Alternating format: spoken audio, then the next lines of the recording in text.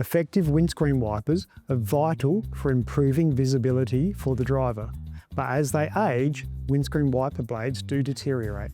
If you're noticing streaks on the glass, squeaking, or the rubber's cracked or split, it's time to replace the blades. On some cars, you'll be able to replace the rubber inserts, but in many cases, you'll need to replace the entire wiper blade assembly. Make sure you buy wiper blades that fit your car's make and model. Some auto parts retailers have a handy function on their website. Just enter your rego number and you'll see a list of suitable blades.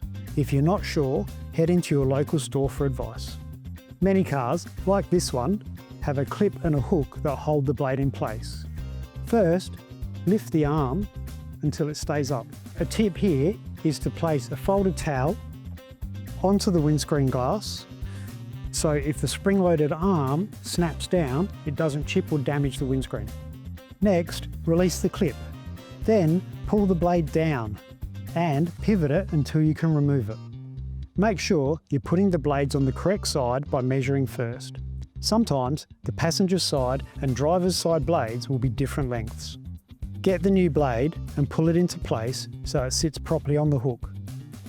Push the clip back down, then lower the arm. Now it's time to check our handiwork. No squeaks, no skipping, and a nice clean glass. And remember, if you need advice about wiper blades or anything car related, give RAA a call.